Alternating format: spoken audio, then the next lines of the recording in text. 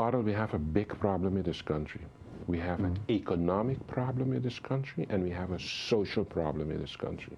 Let me start with the economic problem. If you want to get this country moving, you have to do three things now. On economic level, I'm talking with you now. First, you have to get this airport going.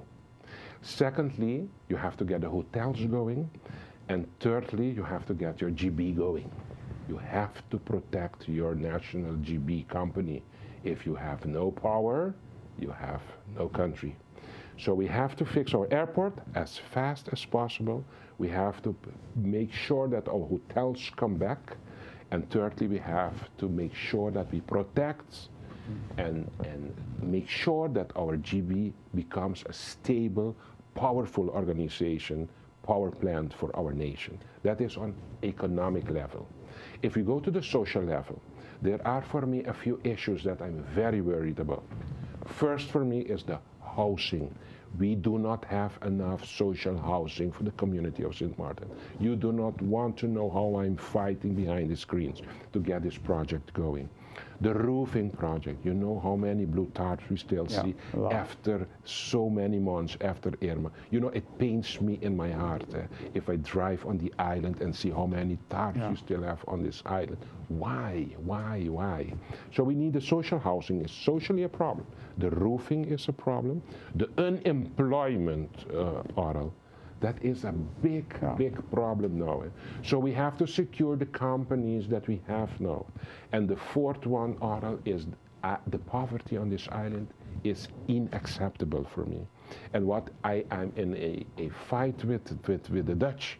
Why should I be in a kingdom, the Kingdom of the Netherlands, with a high standard economic financial level in Holland, and the same kingdom on the other side of the ocean is in poverty? Why? It's not necessary. And all because we do not have the goodwill to help each other.